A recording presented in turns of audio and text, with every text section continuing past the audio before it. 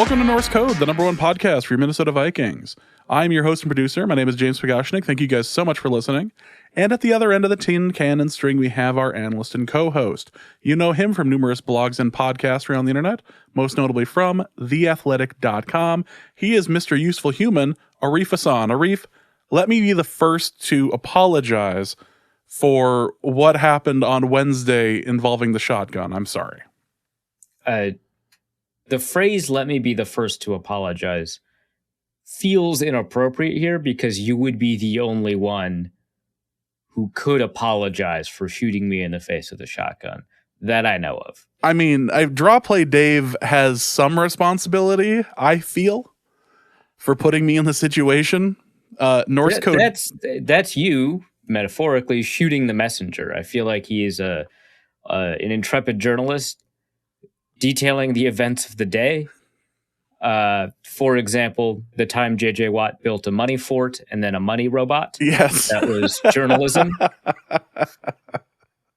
In much the same way as the time you broke the, in case of optimism break glass shotgun. That was a simple reporting of the facts. And you shot me. With Nessie, who also bears some responsibility here, I feel. James and Scalia. Really? I was going for a Dick Cheney sort of thing, but here we are. For those who have no idea what we're talking about, check out the Draw Play. We had mentioned it briefly on last show that it was going to be Norse Code themed. We'd gotten the tip on it, and boy howdy, was that Norse Code and Vikings themed. That couldn't have included more. It was chock full of Norse Code references. I was actually not I thought it was just going to get like a small shout, and it was just like a fan letter to Norse Code. It was fantastic. It truly was. It truly was beautiful. Thank you to Draw Play Dave for that. That was very great. What was even better for me was so Norse Code Nessie tends to be the stuffed animal that my 8-year-old sleeps with. So I got to show him today the comic. I just didn't show him the last frame of it. And he thought it was so funny that the stuffed animal was used as like a break glass, whatever. And then he just didn't see the last panel of it. And I think I'm good with that. That's very much like what like Looney Tunes does, right? Well, most of the time, obviously they have like direct shotgun blast too, but like the implication of future violence is implied, is part of the cartoon slapstick that they do a lot in Looney Tunes. Yeah. So that's pretty good. He enjoyed the fact that not only was Dad a comic, but his stuffed animal was as well. So that was awesome. Please check it out. Please follow him on Twitter. He's awesome. And speaking of which, we're going to try to get him on here in the next show or two and talk a bit about the comic and why Arif keeps dying in them. This is not the first time. It's not the second time. And I don't think you died in the Carson Wentz one. You did, however, dive from the exploding building, which is... Right. I put myself at risk of life and limb, but more in a sort of I'm proud to serve kind of way than in like this comic is punishing me kind of way. Well, you were serving hard truths. And right. And I was literally serving them, actually, if you read the comic. Yep, hard truths cut both ways, and that's exactly what happened there. So, again, thank you guys so much for listening to Norse Code. Hope you guys are all doing well. We have a game to preview. We will be previewing the Seattle matchup here with a guest in just a moment. But before we do, just want to again thank you guys so much for listening and talk to you guys about how you can help support the show. If you are interested in supporting the show financially, there's a couple of different ways you can do so. You can go over to patreon.com/NorseCode and help donate to the show there for $3.50 a month or Tree Fitty. You help keep the Loch Ness Monster at bay, and you get bonus material. You guys, the bonus material came out on Monday, and also we're putting out another one, I think, also on Monday. So you're getting a bunch of bonus material this month. I think this is gonna be the third episode now that you'll be getting for over at the Patreon. So thank you guys so much. Just want to thank two people in particular. I think I may have missed one of them last episode. Just want to take a brief moment to say thank you to Brian Clark Thank you so much for subscribing over there. Also to Michael Lenz as well. Thank you for subscribing over at Patreon. Really do appreciate it. It allows us to do things like put out 2 shows a week over on Libsyn, or which is our little distributor. It allows us to do things like getting mic stuff. Allows us to do stuff like live shows, things like that. So again, thank you guys so much. Really do appreciate it. You guys are the financial reason why we are able to do much of the things that we do. Or many of the things we do, rather. You can also go to paypal.me/NorseCode as well and donate to the show there. That's more of a one-time donation as opposed to Patreon, which is a reoccurring subscription. You can also go to norsecode.threadless.com. I'm hoping to have our new piece of merch up next week to purchase, or at least be gawked at over on Twitter. So check that out when you get a chance. I'm hoping to have that up next week, and the only thing that's keeping me from doing it right now is I want to make sure the socks are good. Like, I want to make sure the pattern on the socks is right. That's the level of dedication that we have here at Norse Code. There's going to be Norse Code socks if you are interested, and I want to make sure the pattern is correct. So check that out next week. I will give an updated URL if there is one, but check that out as well. So that is over at norsecode.threadless.com, and you can check out the collection over there. Arif, I am sorry that we are going to be exploiting your face for this. You're not sorry at all. You're not remotely sorry. No, you're absolutely right. I am significantly less sorry now than I was about the shotgun thing. Oh, okay. Well, I guess that's how it is. Yeah. Well, we're just going to have to deal with that. So again, thank you guys so much for listening, and let's just get right into it. Earlier today, Arif had an interview with Maddie F. Brown of Seahawk Maven and the Seattle Overload podcast.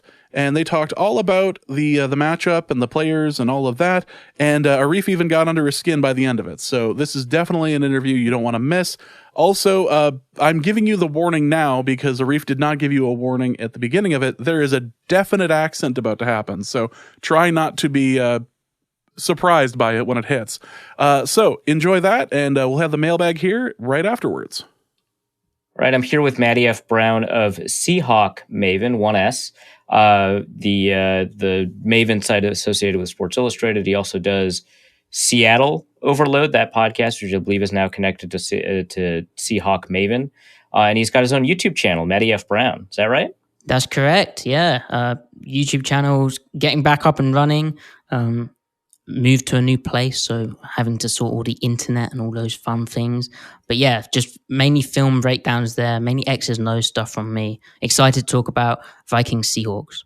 Yeah, a bunch of great stuff. I haven't been to your YouTube channel, to be completely honest, but I've seen a bunch of the film breakdowns that you've done on Twitter, so I can only imagine the level of content that you've got over at the YouTube channel.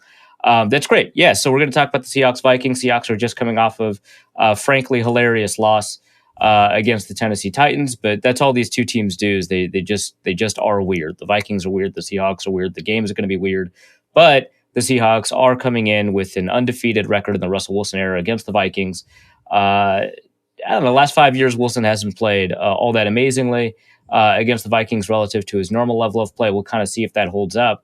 But before we talk about like the quarterback specifically or any of the personnel like we usually do on the podcast, I want to talk a little bit about the overall offensive design. So they brought in a Sean McVay guy, Shane Waldron, we've got kind of our understanding of what a Sean McVay offense looks like from the Rams. A lot of 11 personnel, a lot of shotgun, only under center for runs or play action passing. I haven't paid that close attention to the way that the Sean McVay offense has evolved, but by my eye, it does not look just really, kind of forest for the trees type stuff. Does not look like a Sean McVay offense when I'm looking at the Seattle offense. So, are there elements of the McVay offense here? What are the similarities? What are the differences? There are definitely elements to the, of the McVay offense. Well, I mean, that's not hardly a surprise, but they're more under center than I think they have been. I think, with Brian Schottenheimer, they were running so many concepts, kind of stuff which looks like the Chiefs, they were kind of, throwing all kinds of fancy stuff at it that may go against the, run heavy 2018 Schottenheimer narrative. But that was kind of the problem with the offense. They didn't really have a identity. It was just kind of a collection of funky concepts and plays towards the end of 2020. Whereas now there's a higher concentration of stuff. And like I said, a McVay influence, which is more sort of under center. You spoke about how it was mainly under center on the early downs, basically. And that has carried over. There's, they showed off a really cool tempo package at the end of the Titans game. And, at the end of the half in the Titans game where they went gun and went up tempo. It's more probably wide zone as well. But the thing is, Russell Wilson is the quarterback, and he's not Jared Goff. He's obviously better than Jared Goff. But he's also not robotic in that sense, and he cannot be comfortable accessing certain over-the-middle throws that have been a foundation of the McVay offenses of the past. So Waldron's trying to work with that, get it working. Like in week 1, we saw in the preseason Seattle quarterbacks Geno Smith and Alex Magoo, RIP. So the strike concept, like an over-the-middle, quick-hitting play-action concept, something Seattle fans have really wanted to see, easy, open throws where the receiver runs like a 15-yard in-cut, like a dig route, and it breaks the leverage of an outside leverage cornerback, and it's there, and it's bang, bang, and the linebackers are sucked up, and here we go. Russell Wilson as a quarterback, he didn't feel comfortable hitting that, like week 1 against the Indianapolis Colts. He just didn't hit it. It was open. He checked it down into the flat to Chris Carson instead. So that's who he is. Like, he's a great quarterback, but he's much more comfortable throwing stuff outside of the numbers. And that's fine. Like, Seattle fans, I think, have come to accept that. But it's how Waldron in year 1 as an NFL play caller tries to deal with that. And he's coming, like I said, from an offense where over-the-middle stuff has been a staple of that attack. And Schottenheim had similar, challenges when he was offensive coordinator. So did Darrell Bevell. And it's how you work that in, blend that all in. For instance, all of Seattle's explosives this year, and they've had quite a lot of passing explosives. Actually, the problem with the offense has been the boom or bust nature of it. That sounds familiar. All of their explosives have been stuff they've run in the past years, which isn't a surprise, right? Like Russell Wilson's in his 10th year of NFL football. It makes sense to run explosive passing concepts he's comfortable with. But like Waldron's trying to blend what he's comfortable with, which with the intricacies and the layering of what Waldron knows as well. And it's an ambitious project which is still in the early phases. Do you think that this is something that'll get sorted out by like week 3 when it's relevant to Vikings fans? Oh, no. Fantastic. Good news. Keeping it to the Vikings perspective and, just touching on defense, like Zimmer has like a real bad record against Pete Carroll. Is it 0-5? It might be worse than that. But somehow it's that though, because obviously it always seems closer. Right. But he's always done intelligent stuff. Like I wouldn't play much man-to-man against Russell because you're giving him like the easy, one-on-one on the outside. But like what the Titans did last week was like hold these 2 high looks and then rotate down. And they'd also hold a single high structure and then spin that safety down to like play the intermediate crossing route or whatever. And then they'd back the 2 corners off and play like inverted Tampa 2. And against like bootleg concepts, inverted Tampa 2 is kind of a meme, right? Where everyone's like, oh my God, why would you ever play that, you moron? But actually, against like the play action bootleg stuff, it gives you the layers needed to take stuff away. And I remember Zimmer used to like these teams like it's almost like the Vikings like the 5th NFC West member, or the Seahawks are the 5th NFC North. That's what it feels like. Yeah, it does. Yeah. If the Vikings can mix in that kind of stuff, Eric Kendricks, I don't know if he's playing well this year, but I've always thought he's an incredible linebacker, very underrated, playing like in the high hole of defenses. And I think the Vikings can pose Seattle serious problems. And really it comes down to, like I said, about the boom or bust nature. Like if the Vikings can prevent Seattle getting in a rhythm, stop them trying, being effective running the football, and, remove the explosive play, then that's kind of all that's needed. Like much needed context of the Titans game is, the explosives that I mentioned, like Seattle basically was explosive or literally nothing. It was actually crazy. Like the Tennessee time of possession was 42 minutes, 33 seconds. Seattle's was 22 minutes, 42 seconds. Seattle in the second half, their offense had just 4 genuine first downs. They had 2 like in garbage time at the end of the game when the defense was like literally in prevent. But they did nothing. Like the offense did nothing. They had 1 blown gift wrapped coverage, and then the offense they couldn't move the football. They had 2 sloppy penalties, and they just looked really sloppy in general. But they just couldn't access the explosive stuff. And yeah, I think the Vikings can really take advantage of that. Like Pete, currently the philosophical thing is, if you look at the start of the overtime, Seattle got given the ball. The defense got off the field. Seattle had the ball with 8:19 left in overtime, 1st and 10, like on their 13. And Pete Carroll said, like, Russell Wilson should have. It was a play action bootleg, and he said Russell Wilson should have checked it down to the running back in the flat. But it's Russell Wilson, so he goes for the deep sideline shot to Tyler Lockett, which in Waldron's offense would technically be an alert play, like the kind of, if you like it pre-snap, let's throw it. And Russell ended up throwing that into like a pretty good tight coverage where this high safety happened to be as well. And the Titans played that inverted Tampa 2 that I talked about. And so, but if Russell, there was some penetration to the center, but there was room if Russell had executed the full bootleg, hadn't made his mind up pre-snap to hit the one-on-one to Lockett. There was room for Russell to work the high-low conflict on the outside zone space defender, and he had Metcalf on an out route who would stress that defender, and then Carson was coming open in the flat. And you think overtime, the offense has had no rhythm, as I said. Just start the drive, like get some yards. And for Carroll to go on 710 ESPN Seattle on his Monday morning radio show and criticize Russell Wilson about that, it to me, that can be extrapolated to the whole offense.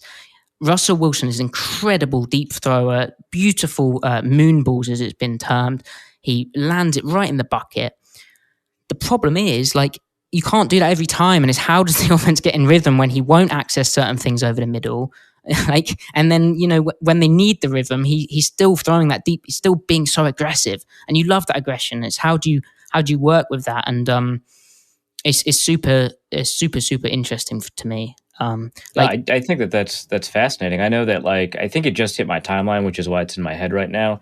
Someone tweeted about how NFL offenses are kind of veering towards the NBA style layups and threes kind of approach. And I think it's kind of what you're describing, right? Where they're just trying to hit threes, they're not taking the layups and attempting to move drives. It's something I noticed from the Tennessee game. Like you mentioned that they've got pretty low time of possession. I think they've got the lowest time of possession in the NFL right now.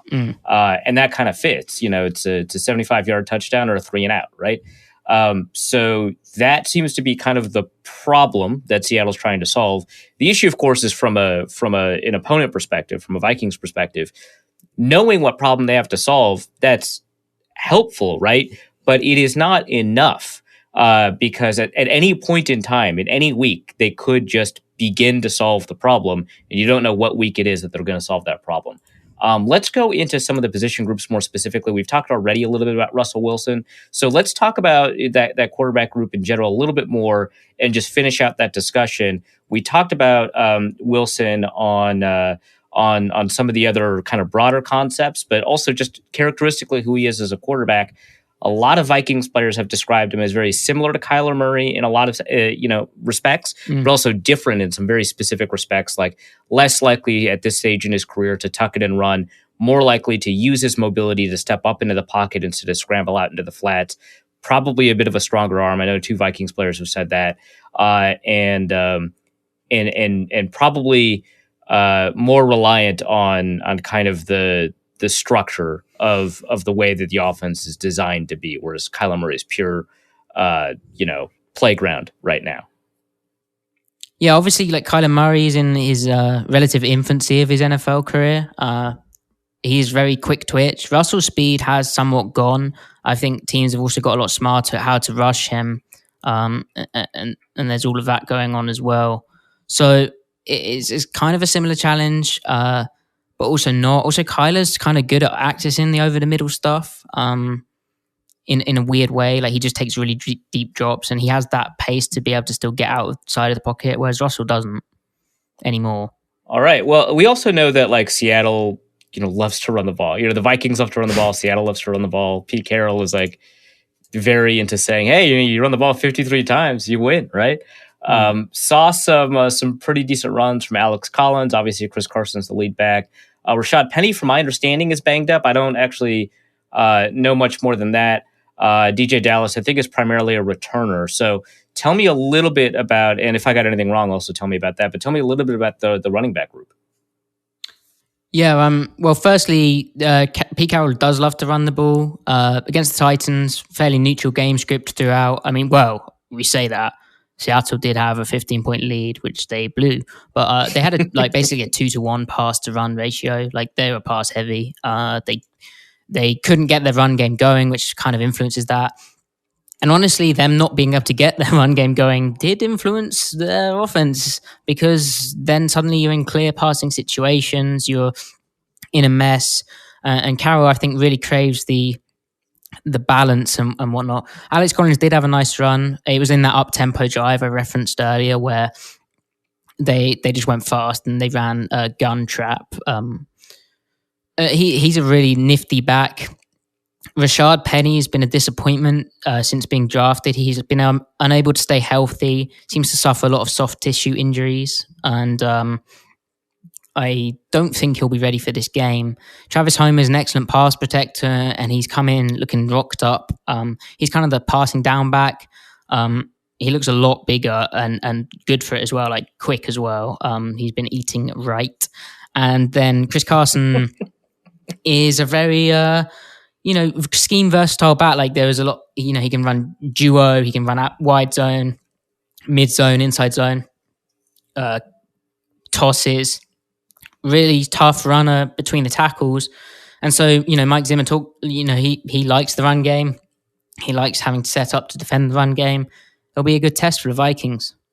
All right. And anything I should know about Nick Bellore? Well, he's a linebacker. So,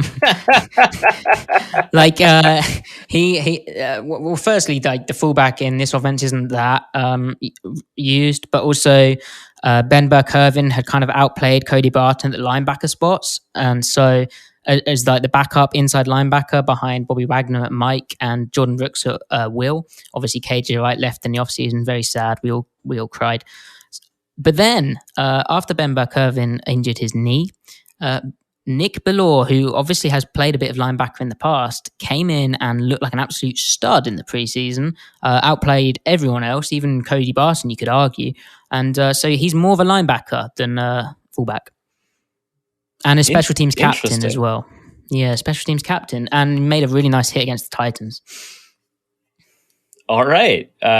Good to know. Got that fit into the offensive portion of the preview. And then we also talked about how the Seahawks will probably play a little bit more two tight end than we're used to seeing from kind of the vintage or original Sean McVay stuff. But the Seahawks don't necessarily have kind of the same tight end threat that a lot of two tight end teams have, right? Like, so a couple years ago, the Eagles had both Ertz and Goddard when they were healthy. That was pretty great. The Vikings with Rudolph and Smith was fairly compelling to me. I just don't see it with Gerald Everett and Will Dissly. Feel free to tell me if I'm wrong. Well, you're not necessarily wrong. I mean, they picked up Everett because they need that kind of chain mover over the middle. Like he's a rack threat. He knows the offense. Dissly exploded onto the scene as a rookie, then suffered an injury, and he was never the fastest player anyway, and he is more of a blocking type.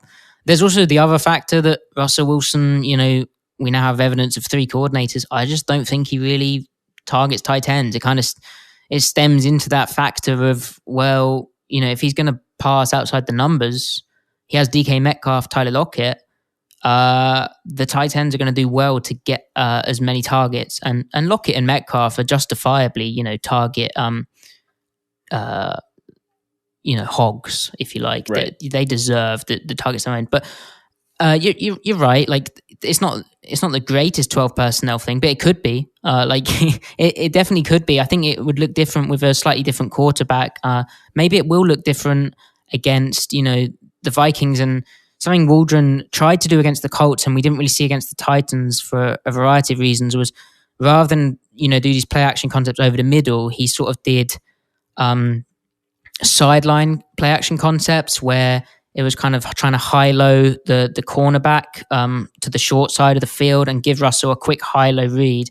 And the tight ends were involved in that. So it would be nice to see it continue. Colby Parkinson's injured at the moment, but he was meant to be the third piece and like a tall, 6'7", Stanford kid, so super smart, obviously. Obviously. Obviously. So he was meant to be that guy who could really, I think, kickstart the tight end group and make 12 personnel even more viable. Obviously, the 12 personnel thing, and we'll lead into the wide receivers, I guess. It's more of a thing because D. Eskridge is hurt. Right. I mean, it is worth talking about the receivers because when you talk about receiver duos, obviously for most of the NFL it's receiver trios, but you talk about receiver duos, you've got the Vikings and the Seahawks kind of just up in that conversation. Tyler Lockett, DK Metcalf, both really great explosives. We talked about that a little bit. For most of the time, whenever Seattle comes to, or whenever the Vikings come to visit Seattle, there's always like some random undrafted or seventh round receiver that's just like, yeah, let's talk about like David Moore or whatever, right? I feel like we don't have that this year. So like, there's not like some hidden, everybody on Seahawks Twitter just absolutely loves this guy. Like I know Freddie Swain is like the 6th round pick. I don't think that anyone is as interested as him as they were in like David Moore, right? Like you said, Eskridge just hurt. He's the 2nd round pick, so he wouldn't qualify for this anyway. And then Penny Hart is just kind of like a cast off from the 49ers. No other receivers on the roster. Eskridge, he might not even play, right? Yeah, I mean, I'd be surprised if Eskridge plays. Obviously, they were like missing a fly sweep element to their offense. They didn't really have that on the roster. Tyler Lockett can do it, but you kind of don't want him to do it all the time. It'd be nice if he was running down the field, and I'll get to why. But Eskridge got knocked out against the Colts, and I'd be, he still hasn't practiced. So yeah, that's going to be a stretch for him to make it to this game. And so what I said about Lockett is Metcalf is very, very good at being that. You spoke about how football's kind of like basketball. The NFL is turning into kind of ISO ball on the outside, and Russell definitely likes playing that. Don't get me wrong. Metcalf's that kind of guy. He's the deep sideline guy, the deep post guy, but he's not Robert Woods, and that's fine. But if you think about the Rams offense and how Robert Woods and Cooper Kupp had that interchangeability to run the same routes and the sharp cuts across the middle, the precise out routes, Metcalf isn't necessarily that, and that's fine. But then it means Lockett has to do a lot of that. Now, Seattle spoke about how they want to be really interchangeable and plug and play all their offensive pieces. But, that only works to a certain point. I think Metcalf, it looked like he sprained his ankle last Sunday against Titans. But there's a route where he's like, the play I was talking about, the first play of overtime where Pete said Russell should have checked it down. Metcalf's the guy running that intermediate out route, and he runs it as though it's an option route because his cut on the out route is just so linear, and 3-cone memes be damned. But right? Yeah, that is a thing. That is a thing. You can't avoid that, and that's fine. Like, he is what he is, but they kind of need Eskridge to be able to do other things. And like you said, Freddie Swain is Freddie Swain. He's fine. He's reliable. He's a tough blocker. He's just a guy. He doesn't have that David Moore upside, mainly because he hasn't really shown himself to be a sideline ISO ball threat. Like, maybe with a different quarterback, he could be a slightly different player. But at the end of the day, like you said, he's not a high round draft pick. I mean, you sound pretty frustrated with this receiver group. Also, I find it kind of interesting that you mentioned that that DK Metcalf has potentially looked like he had an ankle injury. It doesn't appear on the injury report for the Seahawks thus far. So I'm kind of curious, how that plays out. I know that there was like some discussion about that. So first, how do you see this receiver cornerback matchup, and how do you see the Vikings kind of matching up with Patrick Peterson, Bashaud Breeland? I guess occasionally Mackenzie Alexander, although it sounds like he's not going to see the field much if they're only going to be in two receivers so often. But second, like, what's the deal with Metcalf and the injury thing? So the matchups are interesting. Like Patrick Peterson, Tyler Lockett put him on skates the last time those two faced off, obviously with Peterson as a Cardinals cornerback. And it comes down to, like, I don't know, you'd know much better than me. Is Zimmer going to play a lot of man-to-man? Is he going to, play some, middle field open stuff where the corners aren't on islands, they can leverage the receivers better? Wilson kind of views it more as like a double coverage look for the both receivers. And then the Metcalf injury, I'm just going off what I've seen, but he looked kind of hurt and not right. And the reporters throughout the week have been like to Pete, "Hey, is DK hurt? Is DK okay?" And Pete's like, "Yeah," but you don't have to put things on the injury report. So that's true. It is true. I keep coming back to like. Your colleague, I think, Mike Sean Dugar of the Seattle Athletic, he tweeted out via True Media, Seattle in the first half of the season are first in EPA per play on offense, right? And second in points per game and first in points per drive. But in the second half, they're 23rd in EPA per play, 29th in points per game, and 29th in points per drive. Like the Colts game as well, they had a third quarter where nothing happened. They just got shot out. There was no explosives. They couldn't march down the field. There was no rhythm. So all the Vikings need to do is remove those explosives. And I don't think their corners can necessarily match up with the receiving talent. But I think there's certain things that Zimmer's shown he can do in the past that would be smart for him to employ this time around. You say that so casually, like Zimmer's going to listen to this podcast and you don't want to give it away. Yeah, go on, Mike. I find that interesting just because the Vikings defense has been so bad at the end of the second quarter and beginning of the third quarter. Like it's been so clear and obvious how bad that they are in that like middle-ish stage of the game. Maybe like, I don't know, like a 10-minute group. And maybe I'll look it up using the kind of the same True Media resources, but it was so awful that Xavier Woods just straight up said, "Yeah, at the end of halves, coming out of halves, we suck as a defense. We just suck." I feel like the majority of the points that they've given up, period, have either come at the end of halves or at the beginning of the third quarter. So, kind of seeing how that matches up with the way that Seattle has performed first half, second half versus the way the Vikings have performed at the end of the second half, at the beginning of the at the end of the second quarter, at the beginning of the third quarter. Just seeing that kind of mismatch there it would be kind of interesting to just kind of see. All right, so let's talk about what everybody obviously wants to talk about when it comes to the Seahawks, when it comes to the Vikings, the high quality offensive lines. The constant disappointment for both teams, the constant discussion for both teams, and also the constant, is it really the quarterback question for both teams? Dwayne Brown is probably the highlight of that group there for the Seahawks. Did a hold in, which I'm not super familiar with, but you could enlighten me on kind of the details of the contract. And then we can go from left to right on that offensive line and how you feel that they might match up against the Minnesota defensive line. Yeah, so Dwayne Brown's obviously a very capable left tackle and is kind of trying to do that Andrew Whitworth thing of, I'm going to play forever. And, he could. Like, he's very good at pass protection. He's very, good at getting out in space. He appears to have the longevity, touch wood, from a Seahawks perspective to play for a while, eating right, good conditioning, crazy workout regimes. Then left guard Gabe Jackson came in. They traded for him from the Raiders. That was kind of an exciting addition in the eyes of a lot of Seahawks fans because they were like, oh my word, they gave Russell an offensive lineman. This is amazing. How can they have done this? And he's kind of been okay, but the chemistry with Carl Fuller next to him, the new center, who's come in for Ethan Posick, who they tried to replace last year with BJ Finney. BJ Finney came in overweight and in poor conditioning, so Posick won the job by default. now Pulisic has lost the job. He was injured with a hamstring injury. Fuller's come in, and his chemistry with Jackson's off. Like their combo blocks and stuff aren't really doing that well in the run game, and a few like passing off of stunts and everything has been kind of missing. Jackson's been fine. Then right guard is excuse me, my left and right's confused. Left guard is Damian Lewis, second year guard out of LSU.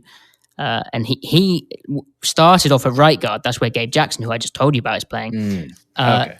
Lewis is now playing left guard, and he's solid, like really good player in terms of a Seattle offensive lineman. And then Brandon Shell has been at right tackle, but he hurt his ankle, and he, his status remains to be seen. And the backup for him might be Jake Kerhan, who was an undrafted free agent this year out of Cal. Kind of went undrafted because he had this unknown heart issue, which dissuaded teams. The team tried him at left guard, and then he moved back to right tackle because of some injuries. And he, funny enough, looked better in his natural position where he'd played for his whole time. So, but the thing is, you don't say. Yeah, funny that, especially with the offensive line. Don't switch people around. But the pass protection's a lot better than people give credit for. Funny enough, Aaron Donald is Aaron Donald. He's very capable. So, when Seahawks play like the Rams, Aaron Donald does well. But they, per ESPN's pass block win rate metric, I think Seattle placed 8th in that last year for pass protection. And so they're better than expected. And yes, Wilson does at times make them look worse through his unique and often exciting and effective style of quarterbacking. Fair enough.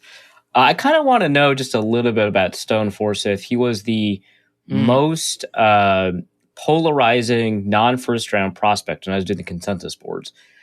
So I saw him in the first round, second round, third round, fourth round, fifth round, sixth round, seventh round, and undrafted when I was gathering up all of these different rankings. And so, I mean, that's just fascinating to me. I don't think I've ever seen one player get graded in every single round when I've been doing the consensus board. What has he been like? Like, obviously he hasn't started, so you don't have game film to go off of, but based off of training camp reports, preseason, etc., what's the deal with him? Real interesting player in the sense that I think, Seattle was surprised they were able to get him in the 6th round. They were very excited to get him. They traded assets to get him. And I think that their belief was that he went so late, because he hadn't got to show too much run blocking at Florida. Obviously, they were very pass heavy. Now they seem to be running the ball amazing. But anyway, Forsythe was, in the preseason, week 1 against the Raiders, Seattle seemed to just challenge their offensive line and just went pass heavy the whole time. And Forsythe just has such natural technique as a pass protector. It's very impressive. He did, however, struggle in certain matchups and with speed. And I just think it's a case of, he needs to acclimatize to a year of NFL football. He still needs to refine his run blocking technique. But wow, he has real, what a great pick to develop behind Dwayne Brown, who obviously didn't get the contract he wanted from the hold-in you mentioned. Hold in, right? Yeah. Nice and fancy. And so he's in a contract year. His deal will be up next year. If Forsythe's looking good, maybe they let Brown walk. If not, then Brown another 2 year, and then Forsythe's still there. So that's kind of cool. It's not often that a late round offensive lineman is genuinely potential to start. People talk about it all the time, but the genuine chances. I mean, Coach Paul Alexander, who I've been lucky enough to see him present football clinics in the UK, believe it or not.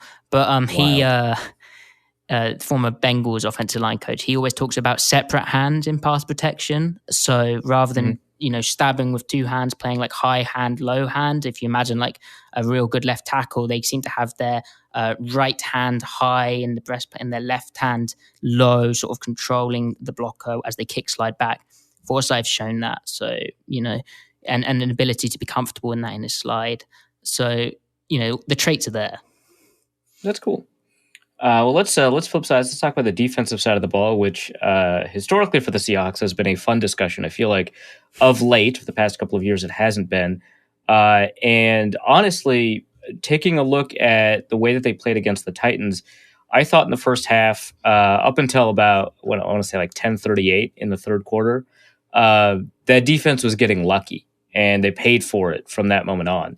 I think that stopping Derrick Henry, that was pretty genuine until, of course, they couldn't stop him anymore. But I think Tannehill had 5 receiver drops in the game, and they were pretty big. Julio had the weird touchdown end zone thing, and so that defense is probably struggling more than the numbers, I should say the raw numbers would indicate. That's my perception. You can tell me if I'm wrong or not, but whenever I bring up the defense, Seattle fans always talk about how much they want to fire Ken Norton. No. That's like the first reaction. What is it about the Seattle defense that it just doesn't go anymore? And I understand like the back end personnel isn't there that it used to be, but like, nobody has Richard Sherman and Cam Chancellor and Earl Thomas in their defense anymore. But some of those defenses are still good. So why isn't this one? Yeah, so I think you have to start with the back end. I just want to preface. Sure. Yeah, whatever. I don't think it's as bad as people make out. I actually think the defense is turning the corner. I might be deluded. I'll explain why in a second. But the back end talent isn't quite there. Jamal Adams is a lot better in coverage than people make out. It's how you use his versatile skill set. Quandre Diggs is a really underrated free safety, real good center field presence. But Seattle, to protect their cornerback talent, which is Trey Flowers, who is quite a good press coverage guy, plays with that kind of outside read step and then kick back that Seattle likes, but struggles long speed wise, struggles really covering in cuts, struggles kind of covering stuff. And then DJ Reed, who emerged, DJ Reed emerged last year, and he kind of burst onto the scene and looked really good at left corner. He's now playing, at right corner. He's now playing at left cornerback, opposite Flowers, and he, I think a lot of his stuff at right corner was he'd like sort of key in on what offenses were doing, and he's sort of trying to build that back up. So to protect these guys, Seattle's been playing a lot more middle field open coverages and defenses. Like, I'm not just talking cover 2. I'm talking stuff like to like trips bunch. They've been playing like cover 6, but Jamal, the quarters side of that is away from the 3 receivers, and then the cover 2 side of that is to the 3 receivers. And what it essentially means is Flowers can play press cloud, and he doesn't have to worry so much about the deep stuff. DJ Reed can play off in a quarter, so he's not as stressed, and all of that goodness. So they're trying to help the cornerbacks out, but the cornerbacks are the real weakness. And we talk about Justin Jefferson, Adam Thielen. Those two are going to get their yards. And again, coming back to that basketball point, what Tannehill did in the Titans game is he can play like ISO ball. He can isolate a corner and hit the window. And he made some absolutely like FU throws. And Julio Jones made some FU catches. And AJ Brown made some, oh dear, that's a weird drop kind of thing. He had like 3 drops in the game. Yeah. He did indeed. But at a certain point, I don't know what you're meant to do. But I'll come back to I am a Ken Norton defender. I started off as a critic. Oh wow! We found one.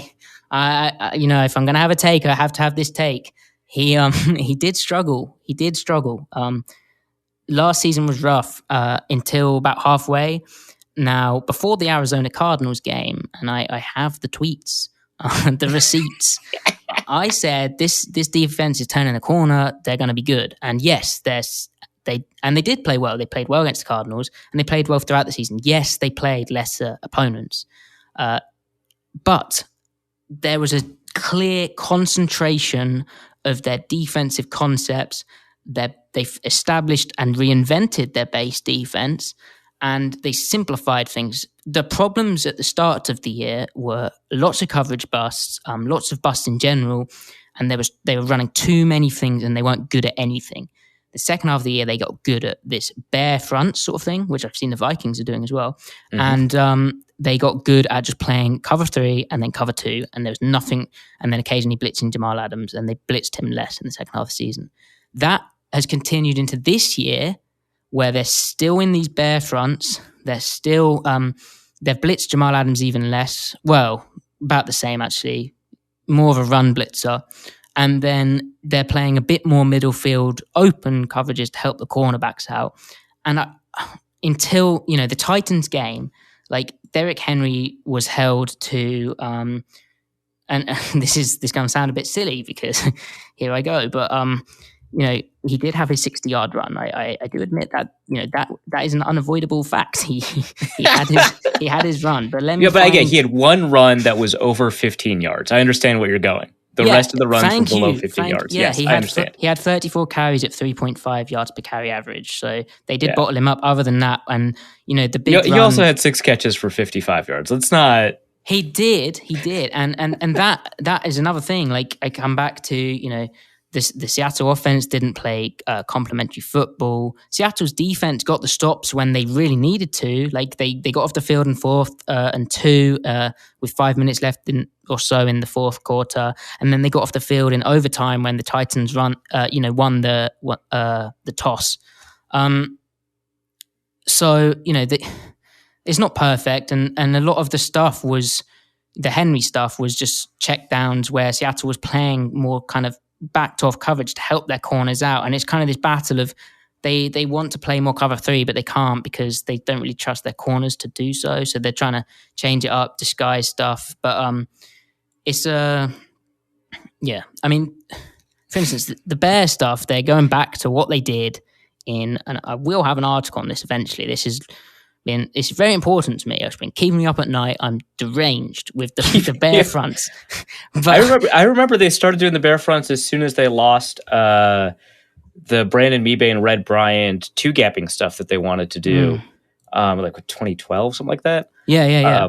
And then they started doing a bunch of Bear front stuff, which at the time was like, exciting and new, and not many people in the NFL were doing it. Now it's like, well, Bear front's old, tight front's new. Let's do that. But it sounds like they're going back to it. They've got 2 guys over the guards, 1 guy over the center. Yeah, and it's still got that like half the line's almost 2-gapping, half the line isn't. But the major thing is in their division, and the Vikings, let's bring it back to the Vikings, they are, correct me if I'm wrong, but wide zone, right? Yeah, play action bootleg. But the Bear, because there's no B-gap bubble, so the linebacker's not trying to fit outside of a guard, he's trying to fit instead, the C-gap, so outside the tackle, but he also has a lineman in front protecting him, or he's trying to fit the center, but he's also got a lineman in front of him kind of 2-gapping. He can slow play it if it's play action and get back to the crossing route. And so what we saw in 2020 was they actually were able to get back to the crossing routes, and they ran Bear fronts more than they'd ever done before by a significant, it became their base basically. And they've built off that multiplicity up front. You have all these big dudes who are 2-gapping. You have Jordan Brooks and Bobby Wagner flowing to the football, and you have them pretty good at stopping the run, while also in theory being good at play action defense. What the Titans did was, rather than get success out of wide zone play action, they did more downhill duo stuff, and Seattle just like I said, Julio is incredible. Ryan Tannehill made some absolutely ridiculous throws over linebackers, and Seattle got play actioned again. But their defense last year was really good at defending play action. So I'm interested to see, from a Vikings perspective, are they going to, you've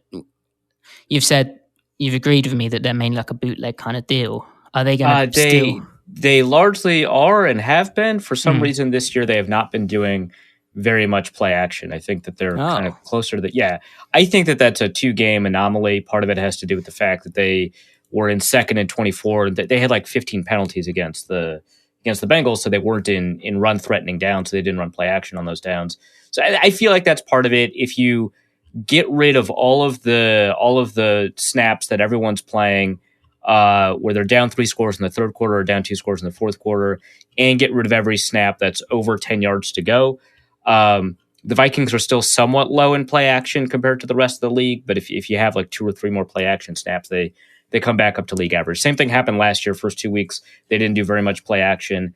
The rest of the year, they were like 4th in the league in play action rates. It's very weird. So they have not been doing play action so far this year. But I would agree with you that regardless, I would characterize them as a wide zone play action bootleg team, right? Even though they have not like done it yet. Because I asked about it. I asked him, I was like, hey, you haven't done any play action. Has the offense changed? And he's like, no, it's the same offense. So, right. So I think we're all on the same page here. Okay, so that will be interesting. Like, is what I'm talking about a load of rubbish, or does Seattle actually have the right front to defend it? And does it even matter if, I remember 2020 game, Mattison and Cook ran for like over 200 yards, didn't they? They absolutely gashed Seattle in the trenches, so it might not matter. That being said, Seattle, I think they have the bodies up front. Brian Mone being out potentially with an elbow injury or like a... Yeah, I was going to ask if he was going to play because I brought up... I kind of like Poona Ford, so I brought him up on another podcast I was on. Good old Poona. Yeah, I love him. He's like this 5'10" wrecking ball, right? Yeah, he's amazing. And I brought him up and I was like, I just don't know if he's a good matchup for Garrett Bradbury, but he's also just kind of difficult to figure out as a nose tackle. Like, if he's a good matchup for anyone, I will never know heading into a game. Well, the reason Mone is like relevant is also, well, one, he's a very good nose tackle, but two, if Mone's on the field, that means Al Woods can play that kind of big end. You mentioned Red Bryant. He can play that kind of role where he's like a mirror stepping guy on the inside of a tackle. And then it enables Poona Ford to play the 3 tech where he can use that 5'10". He's got an incredible first step, but he can be more of a one gap player and he can just really use his quickness and penetration. Now, if Mone's out, then Al Woods and Ford have to play even more nose tackle. And it means LJ Collier has to come in at big end. He was a healthy scratch week 1, 2018 first round pick. Real disappointing pick. And he was a disgrace. And I don't use that word lightly. He was a disgrace against the run. God, that sounds so much worse in a British accent, man. That's it's like twisting the knife. Yeah, I'm sorry, LJ. I apologize, but yeah, he wasn't good. I'd expect Robert Kimdiche to play over him, but he's on the practice squad, and if they call him up again, well, then that's 2 times he's been called up. Christ, so that's an insult. God. Yeah, that's what we're talking about. So the other you thing, had one good play and it was a penalty. I can't. Sorry, I just the other thing is with the Bear is it constantly threatens pressure and it suits like Jamal Adams. Like in real simple terms, if you're putting 5 men down at the line of scrimmage, which is what the Bears doing with Seattle, right? You're essentially forcing the offense into 2 pass protections, big on big. So they just, they go, I've got this guy, I've got this guy, I've got this guy, I've got this guy in man blocking, or full slide. So they all slide to one side and then the running back picks up that 5th dude.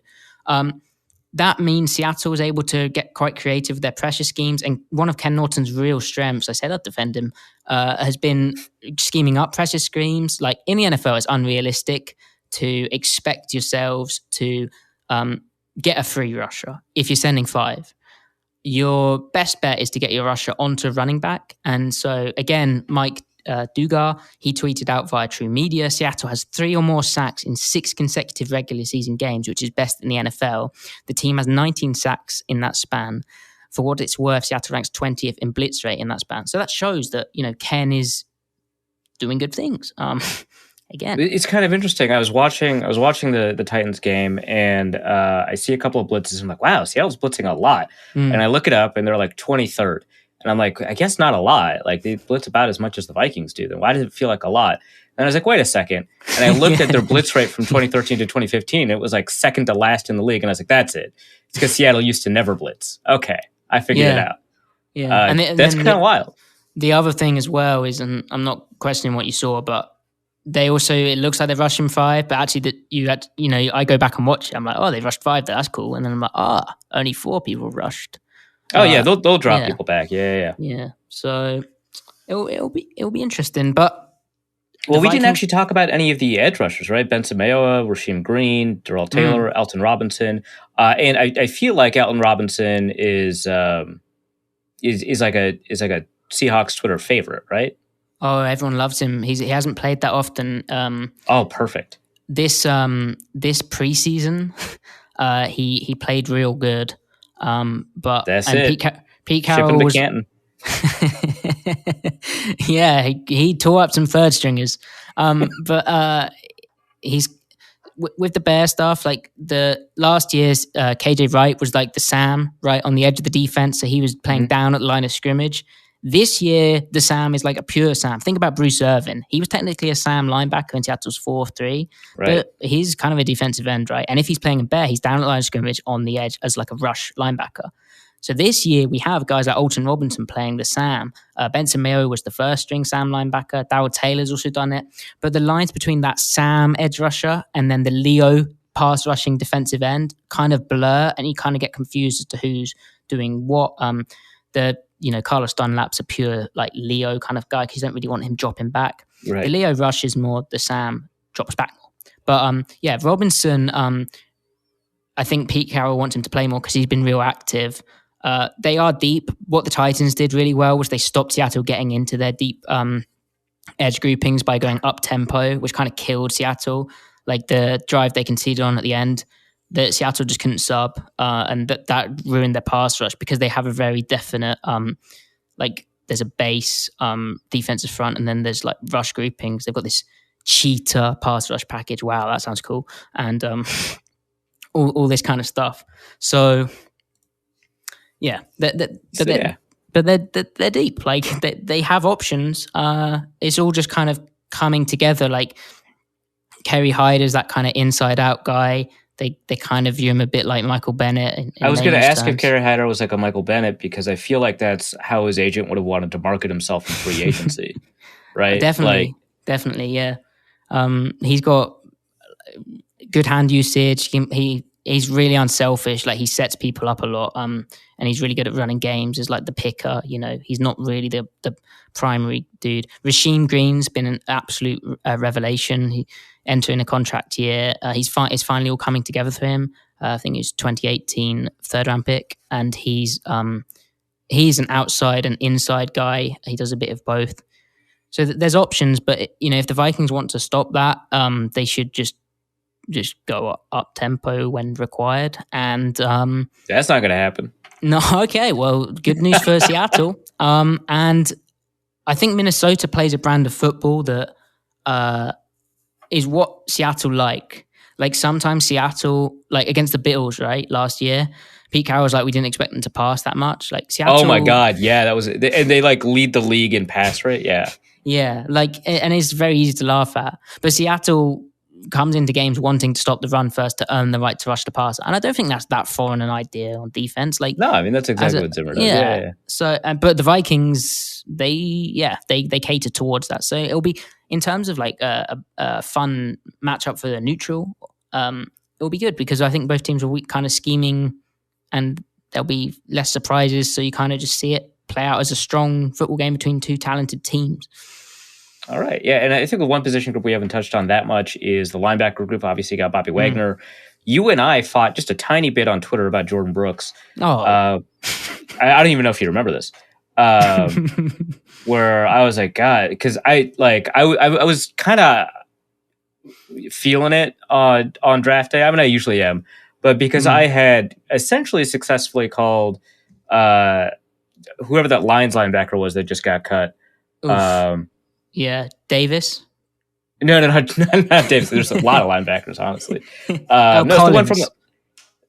No, oh my God, Collins! Holy shit! No, I mean like at training camp. It was like the Hawaii linebacker. I want to say Jelani Tavai. Oh, yes. Wow, that was really sad. That sequence we just went through. Yeah, that was yeah. But I had called Jelani Tavai like the worst coverage linebacker in that draft, and I was like. And then Lions fans got mad, and I feel like I earned the right to be correct. So the next year, or was it the next year? I think it was like I was like Jordan Brooks, worst coverage linebacker in the draft, and you were like Arif, this is not the take. And I was like, no, I'll stand by it. And you're like, no, Arif, he like his responsibility is to like spy the quarterback, so he doesn't have the ability to go to traditional zone landmarks. Or I forget what the entirety of the argument was, but you were like he's conflicted in his assignment that prevents him from putting up good PFF grades in coverage or putting up good coverage numbers and stuff like that. And I was like, I just don't believe you. It was like a very, I'm just dismissing you, you weird British kid, which I stand by. I think that's a good heuristic. But I find interesting, Bobby Wagner continues to be, I'm actually kind of surprised that he continues to be one of the best linebackers in the league. You look at however you want to do that, whether it's like, player of the week type stuff, tackle counts, PFF grades, whatever, right? He's fantastic. Jordan Brooks is like 63rd in PFF grade right now, with a 50.9 PFF grade. And I know that you're not like a huge PFF guy. It's not that you hate them, but you're not like an evangelist or anything. So I don't know if this is compelling evidence, but I'm going to say that it 1 year and 2 games in that I was right. This is a fun topic. I disagree. I disagree. You're no kidding. That's surprising. So firstly, I understand with draft Twitter, and the Brooks pick was like disliked by a lot of people. By the way, I want to say, phenomenal run defender coming out of the draft. Like, incredible. When I watched him, I loved him. And then I was like, I haven't seen him drop back in coverage. Yeah, well, you probably didn't watch 2018, and you probably didn't watch the 21 games. I think I watched like a maniac. And wow! On wow, you're just pulling that card right away. Jeez. Yep. All right, film grinders, let me know. 5-part article series. I got quite upset about that. Yeah, so basically what that showed was he was very capable. Like there's a rep of him against Oklahoma State where he's in the weak hook and he's taking Tylan Wallace up and back down the field in cover 3, running lockstep with him in robot technique. And I saw that and was like, oh, that's interesting. Oh man, we could have a discussion about robot technique in Twitter in a second, but keep going. And then there's a rep against Kansas, I think, in 2018 as well, where he's dropping back and in the weak hook, play action, outside zone. He robots back the other way, gets to the over route and easily. Like, he showed he could do it. Now, in the NFL, this is not the best week. This is not the best week for me to be bigging up Jordan Brooks, because actually against the Titans, he was poor. That's the worst game I've ever seen him play. He missed some tackles. His weak hook. No. Again, you're doing the small sample size. Don't do that. So he's always had this issue of, and I think it's just through lack of reps and experience of being targeted, where he maintains quarterback vision to a fault. So he's perfectly in phase, but then he's still visioning the ball. And it's like, no, man, turn and look at the receiver you're covering to, take up and back in your robot. Like, you don't need to. That's a lot of words to say he still struggles in coverage, man.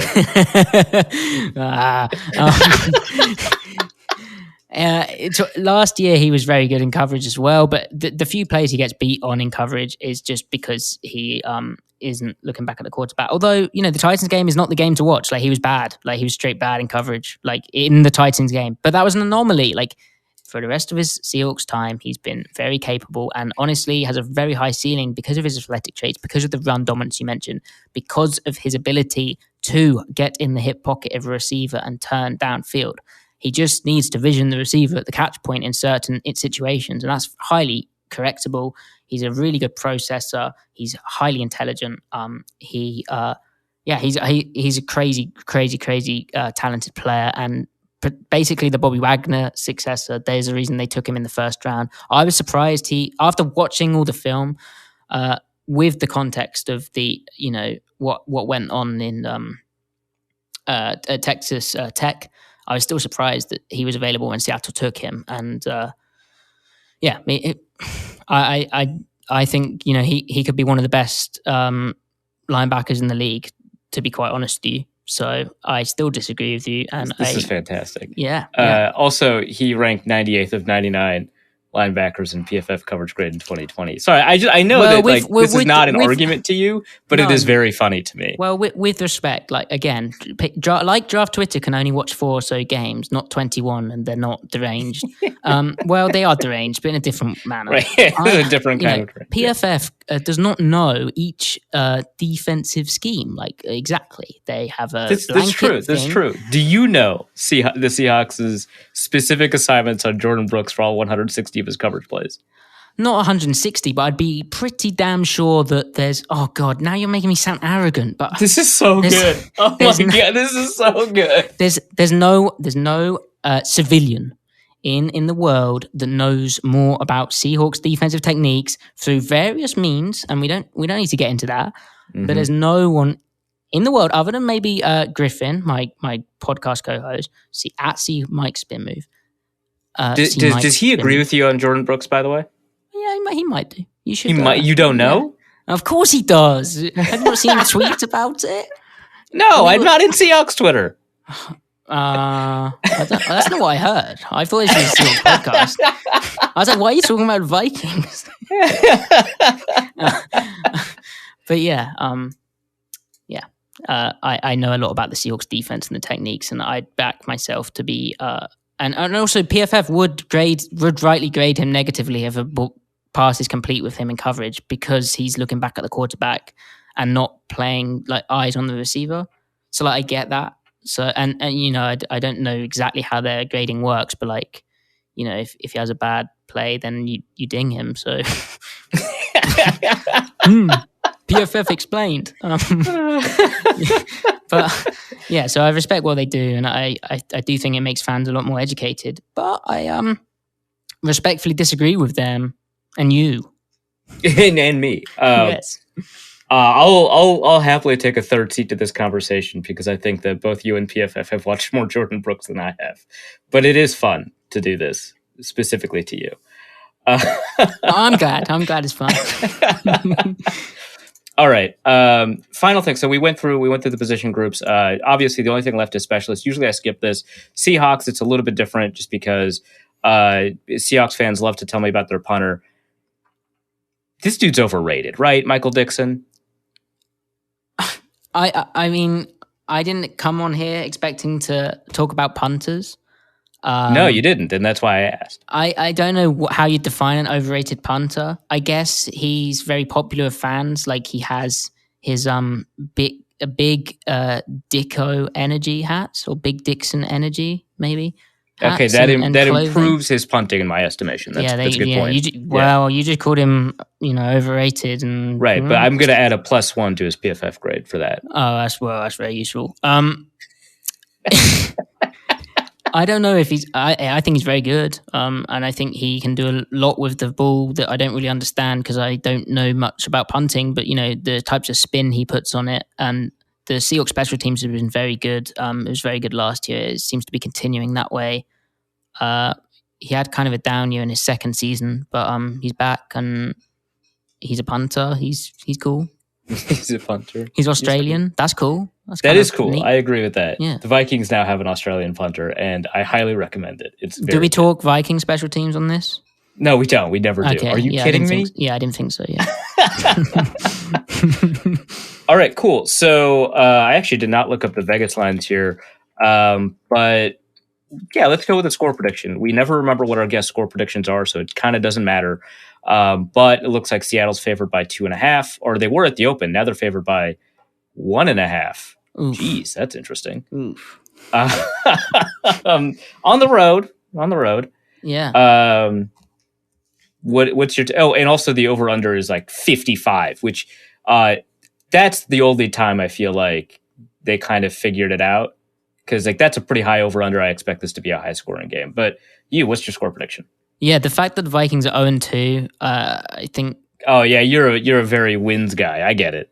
No. I'm just saying. On the contrary, I think this would is a setup for a Minnesota on their home opener to bounce back. However, I don't think Seattle can really, in a very competitive NFC West, can afford to lose this. Like that sounds crazy. Week 3 in a 17-game season, but the Vikings can. The Vikings are fine. Yeah, just lose. So I guess Seattle wins 24-21.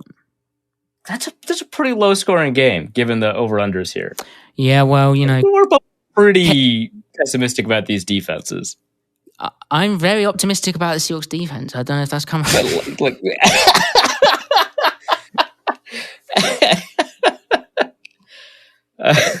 Well, the thing is, I'm just going to do another podcast where I do a slightly different score prediction. Right. And you just I just need to do as many podcasts as Yeah. possible that I eventually nail it. You're going to get screwed if there's a scoregami in this game. Oh yeah, but this is but if you haven't got it, this is the low score prediction. Yeah. Okay. Yeah. Yeah. All right. Well, fair enough. If there's anything you want to plug, let me know. Otherwise, just tell people where to find you. The one thing I am proud of, bizarrely, is my Bare Fronts long form, which I've been working on for ages, explaining like the history, the origins, how it's helped Seattle now, how it helped Seattle back then, how it helped USC. That will come out eventually. So just keep your eye on that, and then just follow me on Twitter at Matty F. Brown. And if you are more interested in the Seahawks and when whatnot, listen to my podcast with Griffin, Seattle Overload. All right, sweet. Thank you. All right, let's go to the mailbag. And the first question is from Luke Braun, who asks, does it hurt more to die or watch the final 2 minutes of a given Vikings game? I'll be generous on this one and assume Luke also means the process of dying, right? Because the thing about death... It's like the process... Are you talking like process of like the catch? Are you making like a death move in order to establish like, death? No, it's not that, although that's a good joke too. It's rather... that the act of death itself is painless, but the process of getting to death, the pain of dying, rather, right, is immense, based on my experience of you shooting me with a shotgun. Skull. So you experience this vast amount of pain, but the moment you cross over to the other plane, totally painless. So death doesn't hurt, but dying does, right? So I'll be generous and assume that's what Luke means. And that's kind of like the final 2 minutes of any particular Vikings game. And the difference here, of course, is that with death and dying, the death is painless, the dying is painful. With the Vikings game, the 2 minutes is probably the dying, and the zeros on the clock is probably the death. And both of those are painful, right? You don't get reprieve based off of the fact that you just start, it's just like, now I got to deal with this for like a week. So I would say it's probably the second one. That seems dark, but in some ways it's optimistic. The worst thing that can happen to you has already happened. Oh, well, and we all know how we treat optimism around here. Oh, Jesus. Well, I'm trying to give like some sort of philosophical hope based off of my recent second lived experience. Yeah, let's go with that. Yeah. Let's go with that and try to ignore the people changing their fantasy team names now to James's shotgun offense. Let's go to Alex, who asks, with Arif dead and Dusty locked away, how long should we expect to wait before Luke Braun takes over as host and is subsequently murdered under mysterious circumstances? That's a interesting. Well, so luckily, Alex has acknowledged that Dusty is in fact alive and simply locked away in a basement. So it's nice that he's done that, because some of the people sending in questions just start with the assumption that Dusty is dead, and that's not very nice. So no, if anything, we just have to assume that your new name should be Melissa. Well, wouldn't it be Avril, right? Because Melissa shed her name to become Avril. Well, the person who's replacing Avril as Melissa's the sound the one replacing me, I think. So Luke is Melissa. Okay, yes. In this scenario, Luke could be Melissa, and I'm actually okay with that. Kenneth Allen asks, for a Reef's Afterlife corner, can you harm the dead? For example, is it morally wrong to break promises you made to someone after they die? Or more on brand, can we harm the recently deceased by making sure their tombstone has a Seahawks logo on it? Okay, that's so first of all, I really hate that we have people who like ask these like deep philosophical questions that they themselves are like deeply entrenched in like philosophy and understand the ethical questions they're asking, and are just, I dropped out of college, Kenneth. Okay. I don't have a degree. Is this your version of the I'm on DuckTales, Larry King? Right. Yeah, DuckTales. Yeah. I'm on DuckTales.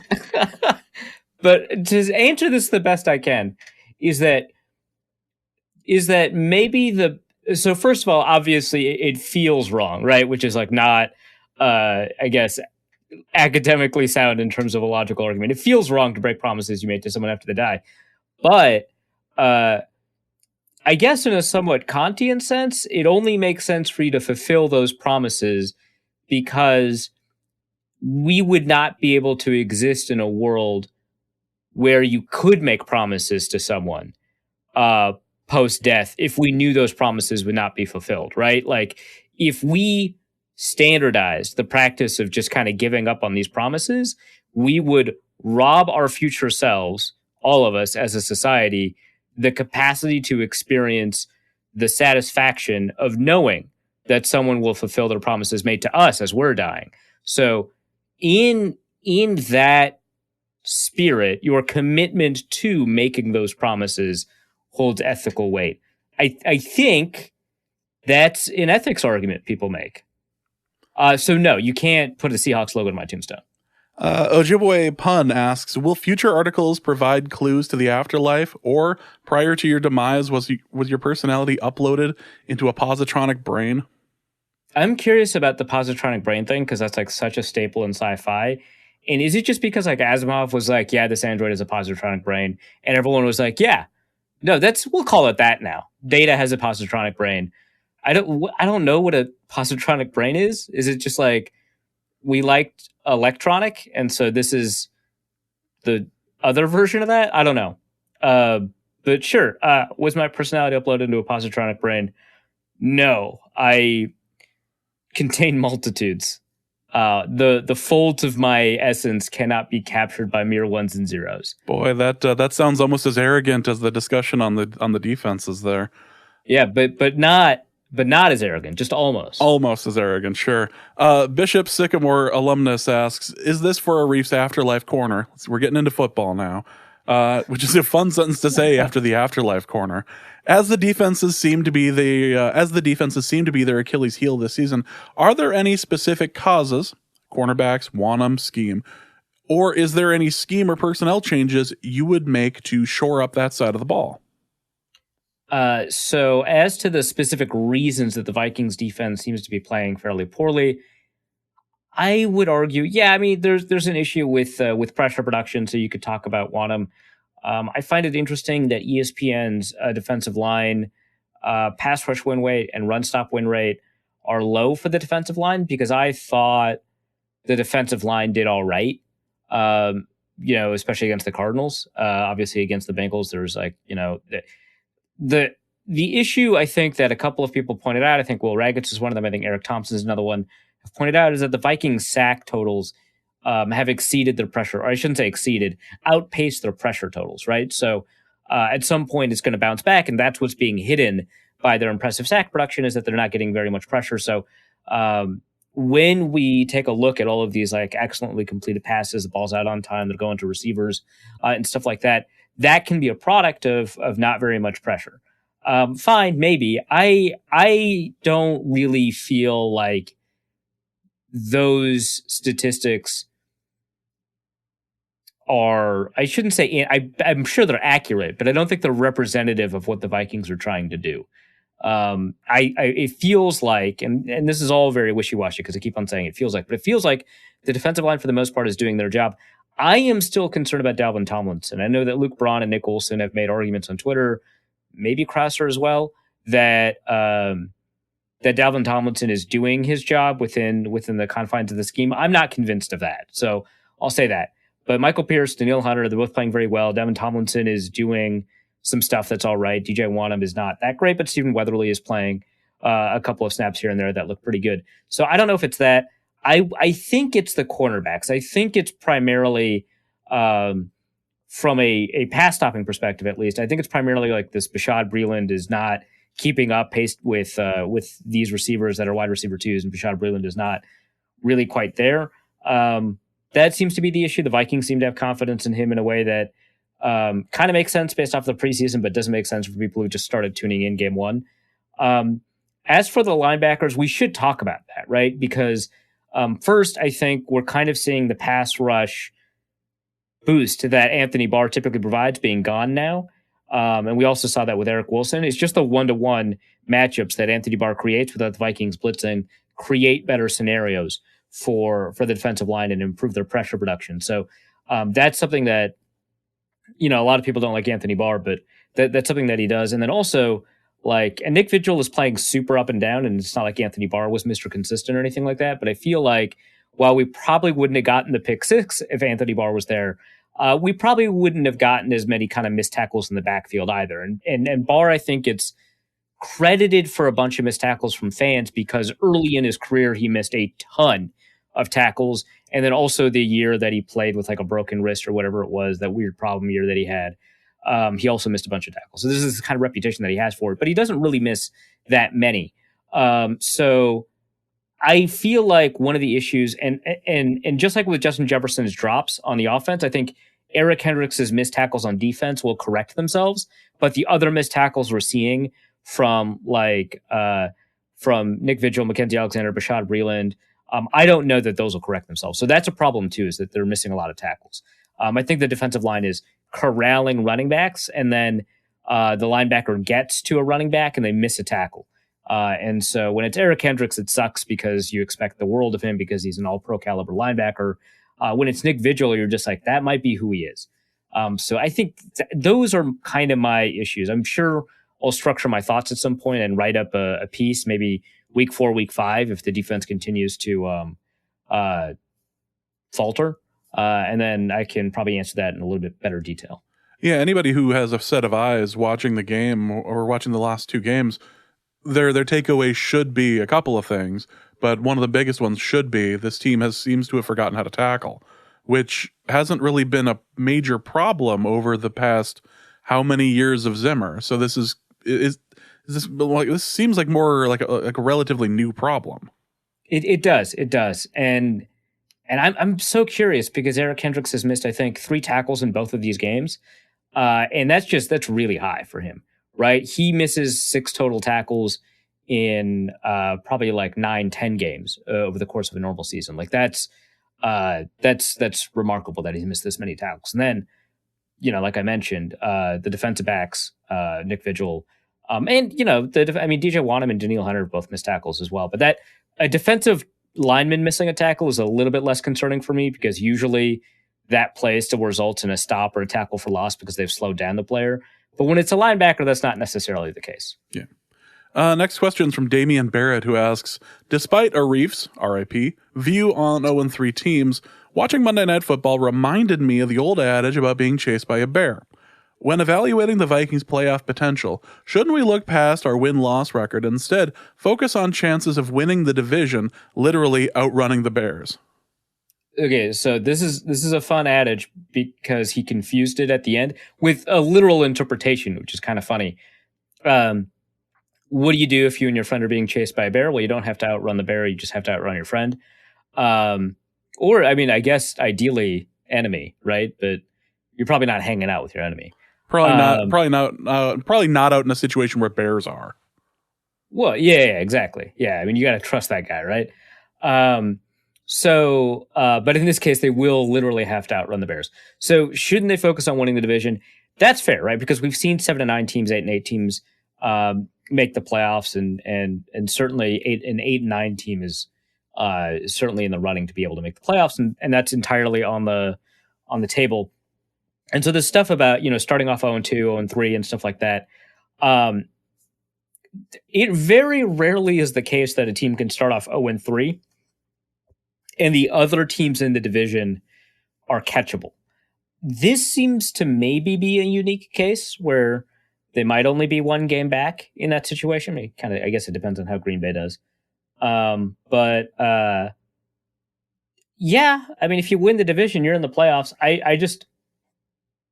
Okay, you make the playoffs. And this is something that somebody brought up in in the article that I wrote. They were like, all right, fine. The Vikings make the playoffs and then they lose in the playoffs.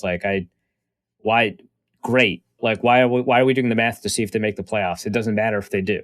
Right. And that's just a larger discussion about kind of what you want as a fan and what you take from being a fan of a team. Because if your singular goal in any particular year, the only way you can be satisfied is to win a Super Bowl ring. I mean, that's kind of an awful life, right? That's an awful investment, I should say. I guess it's not an awful life. It depends on how much of your life you invest into being a fan. And then from there, how much your fandom invested into winning a Super Bowl. And, we were talking about this before last week's show about watching the Chiefs-Ravens game. So I was writing this piece about making the playoffs while I'm watching the Chiefs-Ravens game. And I'm just like, I had that thought. I was like, why am I writing this piece? Like, why? Who cares? Like, okay, so they make it all the way to the Super Bowl. They probably won't, right? If they make the playoffs, they probably won't. But if they make it all the way to the Super Bowl, and they have to play one of these two teams or the Bills, good God, who cares? They're going to get crushed. I think the exact comment was we were watching it and going, this is almost like a completely different sport. Yeah, they're just playing a different game. It's exactly like when Urban Meyer said every team is Alabama. Like, no, dude, that's just what the NFL is. Like, I'm sorry, you don't get to play. I shouldn't use Appalachian State, should I? It's still funny though. It is. But yeah, you don't get to play Villanova. Do they have a football team? Valdosta State. You don't get to play Valdosta State every week, okay? This is your one chance to beat up on NDSU and you're not taking it. No, I feel like that's bad luck. You don't want to hex your Dukes? Yeah, I don't want to hex my Dukes. But yeah, like you don't have these Division III, Division II teams that you can just beat up on, right? Like, okay, fine. But then you watch the Chiefs and the Ravens, and you're like, God, they have to play the Ravens in like week 7. That's going to be a free wake up call, right? So yeah, there was part of me that was like that, but I just think that when you've got like a defensive mind like Zimmer, and I know that people are just out on him, especially as a head coach, but in some ways also as a defensive coordinator. And I just think about the time that he coached a team without a slot corner to shut down the top slot receiver in the NFL and had Everson Griffin line up inside against the Saints. I just think that there's a shot for you that's your sole focus that week is to take down, that you've got an opportunity, right? So going all the way back to this question about, hey, if the Vikings are 7-9 and they make the playoffs, should you care about them? And like, yeah, because it'll be fun to watch a team in the playoffs, just kind of period. And then, second, it's fun to watch football. And third, it's fun to watch football because all of the friends that you have watching football are like people you interact with and you draw, some experiences from that are nice. But like, you want to see the team win, and it sucks getting blown out in the playoffs. If you're a 7-9 team, that's a little bit less true, obviously, or I guess in this case, like an 8-9 team. Obviously the Seahawks, was it 2011, beat the Saints in the Beastquake game. And so that was kind of a huge shock. But, for the most part, you expect to lose. I think it's kind of more of a freeing kind of. Well, 7-9 feels more like this is in a 16 game season. But that record really just feels like you're playing with house money at that point. Exactly. Yeah. You someone handed you, you showed up to the races and someone just handed you a ticket, right? And it's like, oh, well, if this cashes, right? I don't know what the betting slips are called, but if this cashes, I'll make money. But if it doesn't matter. I got to watch a race, right? It feels like that. Like you just showed up to the races and someone just hands you a betting slip that's already been filled out and paid for. So that's probably what it feels like. And in that case, yeah, I guess you could just focus on winning the division. It's just so rare that you get to talk about being an 0-3 team and being in the thick of the division race, which I believe the 2018 Texans were. So there is that. Yeah. Next question is going to be from Tim, who asks, if Oli Udoh and Cleveland both turn out to be a long-term solution at guard, what do we do with Wyatt Davis? He wasn't drafted to be a backup. Would it make any sense to try to transition him to center if Bradbury can improve in pass protection? Yeah, so first, I think what do you do with Wyatt Davis? So let's set aside the center thing, right? Like, let's just say Oli Udoh and Cleveland are both good. Nothing. You don't do anything with Wyatt Davis. When have the Vikings have had good depth? Probably never, right? Like, especially at guard. Oh no, your depth at guard is too talented, and now he's going to make some money in free agency. Like, from Wyatt Davis's perspective, that sucks, right? Like, I'm a starting quality guy. I was drafted in the 3rd round. I have an expectation to play. Some 7th round draft pick was panic shifted to guard from tackle, or I guess 6th. Panic shifted from guard to guard from tackle, and now I don't have a job. That's crazy. I'm going to have to go into free agency, and I'm not going to have a ton of leverage because I didn't get to play. from his perspective, that sucks. But from the Vikings' perspective, that rules, right? And that's like just the fundamental tension between, the team and the players. You don't have to do anything. That's fine. Like, okay, that's kind of a sunk cost, or that's kind of just a cost of a draft pick that technically did not work out, right? But also didn't like provide you any additional value. And you take a look at that and you say, hey, there's a good player, and we're not a perfect team, so it feels like there's something missing that we can translate this into improving the team. And sometimes that's not the case. But that doesn't mean I think the center idea is bad. Like, if it were the case that you could not make him a center, then, that's my take. As for transitioning him to center, so there is kind of one issue here, which is that in the run scheme that the Vikings have, the movement capabilities of the center are like so important. And you can change this, right? Like, it's not like set in stone.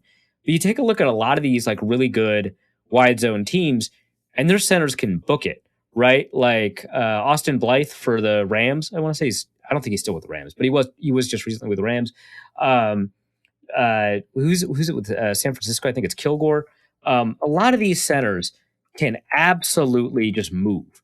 And that's who Chicago. They drafted 2 centers that could just move, like James Daniel. San Francisco got Alex Mack, the former Falcon center that also played for Shanahan, of course. But they can absolutely move, right? And so Eric McCoy for the Saints. That's just like kind of a big part of, you need them to get into the second level. And that's not really who Wyatt Davis is. He's strong, right? Which is kind of more of what you want at guard than it is at center, although obviously it doesn't hurt to be strong, but he just doesn't move very well. So there is that issue.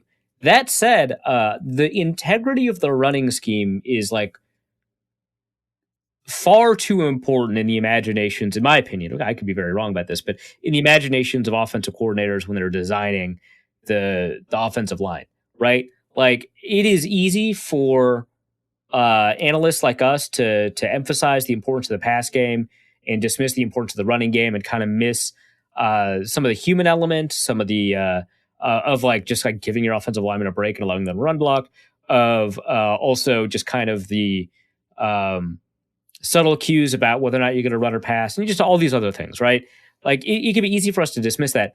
But like, if you've got a decent-ish run blocking center, who also happens to be the worst pass protection center in the NFL, and you replace him with somebody who is like a pretty bad run blocking center, but also a great pass protection center, you're better. You're just better off. So I like this idea, but there are some complications to it. If he can snap them, and the Vikings were cross-training him a little bit at center during training camp. So it's not as if this was like not on their mind that they would need somebody with center capabilities as a backup entering the season. So I don't think it's that crazy. I do think that there are some complications that are a little bit easy to overhype, but they are still there. Minnesota Sports Guy asks, how many receiving yards will wide receiver 1 KJ Osborne have against the Seahawks? He's leading the team in yards, right? So like, it's kind of interesting, right? Because if Thielen had Osborne's yards, but he still had his like same touchdown total, he right now Thielen would be in a Pro Bowl conversation. People be like, he's back. You don't got to worry about him. He just kind of had a down year for whatever reason. But yeah, Osborne has 167 yards. Adam Thielen has 131, which isn't bad over 2 games. It's not a bad outcome for your wide receiver 3, right? He also has he's third in target, so it's not as if the Vikings are throwing to him more, right? He's just getting more yards per reception. How many yards will he get against the Seahawks? You heard Maddie. The cornerback group is not great. I think we'll see a fair amount of yards. I would, if he gets like another 60-yard game, people will start talking about him as a fantasy guy, and they should, right? And by the time I start investigating him for my fantasy leagues, he'll be gone in all of them. Because everybody picked him up in week 2 in my leagues. So we'll see. But I could see 60 yards. He's somebody where I just feel like he could go for 15 yards in a single game and nobody would bat an eye. And that's probably how you should treat it until he puts it up consistently at least one more time. Let's go to Jack for the mental health corner. I scheduled a dinner meeting. I know. Listen, these corners just keep coming at you. The mental health corner features, I scheduled a dinner meeting with a colleague at 5 p.m. on Sunday evening, initially forgetting it was a late game. When I realized my mistake, I simply shrugged and moved on with my day. On a scale from Bill Belichick to Brad Childress, how dead inside am I? Okay, this scale, I don't really know what to do, because Bill Belichick's already pretty dead inside. Like, if that's the one on the scale, I don't know. The scale doesn't make a ton of sense. Unless he's Bill trying Belichick to say less dead inside than Brad Childress. Maybe he's trying to say that Brad Childress is just filled with joie de vivre, just the absolute zest of which doesn't make any sense to me. But okay, so on a scale of Matt Campbell to Bill Belichick, I think that's a much better, much more accurate description of that. Yeah, okay. Or Dan Campbell. Sorry, Dan Campbell. On a scale of Dan Campbell to Bill Belichick, how dead are you inside? I would say probably goes like what? Dan Campbell, Pete Carroll is probably number 2. Maybe Cliff or something was like number 3. I'd say Zimmer is on the 5 side. Like there are moments where he's just like very animated. He's not dead inside. He's angry, right? There's a difference. Maybe he's even a 4, right? Because he's definitely not dead inside. He feels feelings and he tells you what they are. But so Bill Belichick's out of 10. Which would probably put Jim Caldwell, if he was still coaching, probably at like a 9.5, right? Huh. I think you're a Matt Patricia. I think you're showing signs. I mean, you're imbibing food, right? You scheduled a dinner meeting with a colleague, so you're eating. It's probably outdoors in December, but it's October, so right. This was very end of September now that I'm thinking about it. My favorite memory of Matt Patricia is trying to practice outside in Detroit. When there were no like outdoor games left on the schedule. Yeah. Right. It was like snowing outside, and he's like, "Yeah, you got to be prepared." And it's like, dude, you play the next game at home, and then the 2 games after that are away domes. What are you doing? No, we're going outside, damn it. Raul asks, I imagine in this game we're going to play a lot of 2 high safeties given the deep threats in the Seattle passing game. Do Dalvin Tomlinson and Michael Pierce seem up to the task of stopping the run? Yes-ish. We've had Dalvin Tomlinson and Michael Pierce for a couple of games now, and they have not, by their very presence, stopped up the run, right? Like, they did all right against the run against the Cardinals, and I think they did better than they were given credit for against the Bengals. I mean, they ran the ball 30 times. Of course, he was going to get over 100 yards. It was only like 4.4 yards carrying. It was a pretty low success rate. So I think it was fair to say that their performance against the run against the Bengals was like fine-ish. It's just you take a look at 127 yards and you're like, yeah, he went off. But they did pretty well against the run against Arizona, but it's just like not a huge run-stopping team, a running team. I would say they're probably fine. Like I don't really see Seattle, and you heard the confidence that Matty had when he was talking about that offensive line. I don't see Seattle as necessarily, knocking down any doors in the run game. So I would see it there, and I think that they want to play 2 high safety, just because that seems to be what makes Russ struggle a little bit more. I mean, that's what the Titans did a little bit too. I think that's where you're at. I think you're at kind of 2 high safety light boxes, and you're playing those big meaty boys, as Eric Hendricks calls them, up front. Also from Raul, as God's chew toy, it would be especially prudent for the Vikings to improve their margin of for error. Since Zimmer is on the hot seat, how would you evaluate his success in this regard? As being God's chew toy. Right. So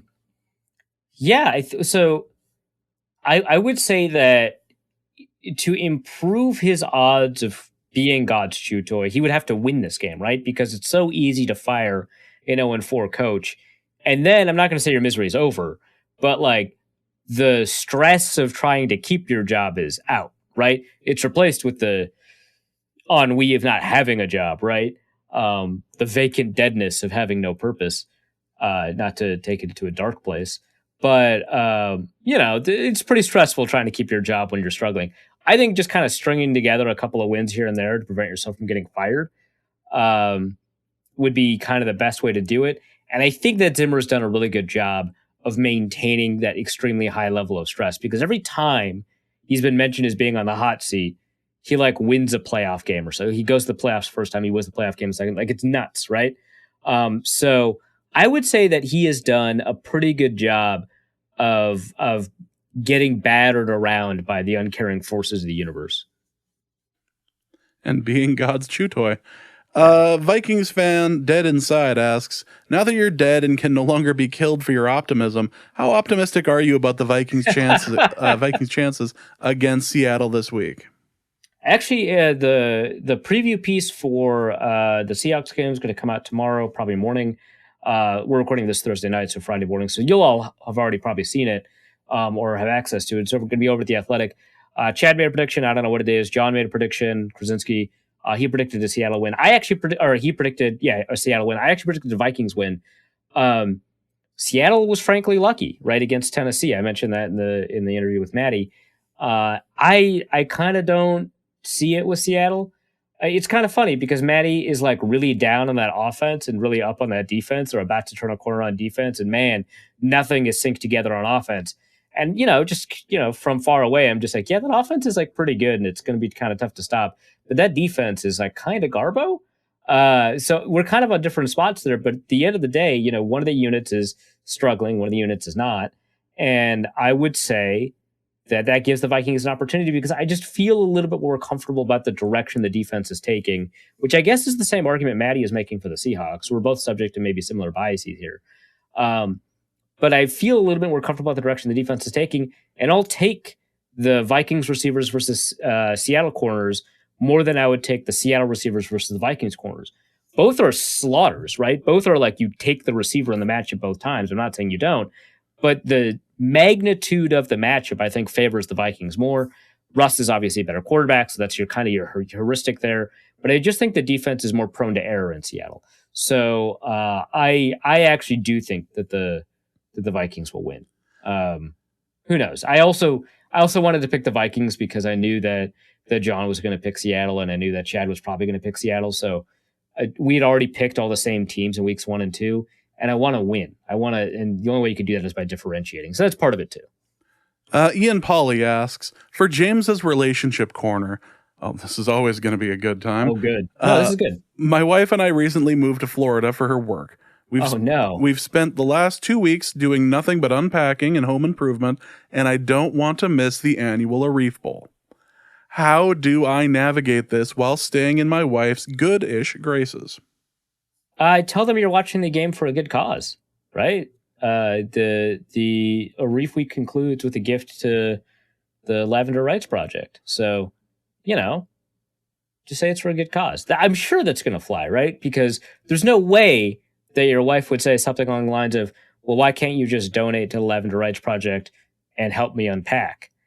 No, absolutely. If you just say, I need to watch this because it's part of a charitable event of, securing housing and legal services and name change services for trans youth in Seattle, that just has to fly. So here's how you get away with this and keep your relationship good. So you work your butt off on Saturday, getting as much done as you can. This is just a Lowe's commercial. No, this is not. You get as much done as you can on Saturday, and by the time Sunday afternoon rolls around, be like, man, I am surprisingly hungry. Are you hungry at all? I am surprisingly hungry. And then you go out to an Applebee's or something and convince her that you're really hungry. You guys deserve to take a little bit of a rest, to take a little bit of a break. And you go out to, I say an Applebee's, they're not a sponsor. I'm just saying it because I've heard that. It could be a Buffalo Wild Wings. It could be a Chili's. I think Wild Wings is too on the nose. Yeah, okay, that would probably give the game away, actually. I think that's too on the nose. You want something that is going to have the game on, but not necessarily. And maybe you can convince the person who's getting you to your seat, to like get you over to a TV that works a little better. That way you still have you can still have the conversation, and you can still appear to not be ignoring her while what you really want to be doing is watching the game. So subterfuge here is key. You cannot make it appear that this is the absolute reason why you wanted to be out. Now, you're probably only going to get 1/2 out of this, but that's still better than what you had. Well, also, I think 1/2 is probably better than the full game either way. Well, I mean, if you can somehow make it so that you don't watch the second and third quarters. Yeah, you're good. Not the worst idea. All right, let's go to Andrew, who wants to tell us about a cursed team. He says, Andrew says, given your interest in cursed teams worldwide, an Australian contender has a big game this weekend. The Melbourne Demons Melbourne is how it's supposed to be pronounced, I suppose. The Melbourne Demons participate in the Australian Football League, the AFL, which is a weird game played chiefly in 4 of 6 of the Australian states. They pick an all-Australian team each year, but they have no one to play globally. The closest they can do is take on Ireland in a weird hybrid version of the Australian and Gaelic football. So we're already hitting we're hitting the Irish here too, which is good because we are learning more about their curses as well. The Demons were founded in 1858 and admittedly won 12 championships. We call them premierships between 1900 and 1964. However, since 1964, they have not won a premiership and only appeared in the 2 grand finals, the AFL's version of the Super Bowl, in 1988 and 2000, where they were soundly thrashed. They have swept all before them, or they have swept all before them this year, and will meet the Melbourne-based fellow strugglers, the Western Bulldogs, in the grand final on Saturday night. The Bulldogs would have been a more valid contender for the most cursed team until recently. Founded in 1877, they had only won 1 premiership in 1954 until they got their second in 2016. The Demons are favored on Saturday, but they also have the fantastic capacity to choke. It is one to watch, and in the ultimate irony, with Melbourne recently obtaining the title of most COVID lockdown city on Earth, something like 275 nights and counting, Melbourne fans will have to watch this grand final from their lockdown homes, with the game being played 3,500 kilometers away in Perth. So I was like not sold on this curse until the most lockdown city on Earth thing, and then I was like, there might be something there. But am I having trouble, right? Because you win championships. 1964, reasonably far away. I just feel like, so that's almost 80 years, right? That's 70 odd years. I just feel like you have to have. I think you have to hit the 75-year mark, maybe. So we're pretty close. Maybe they actually just beat it.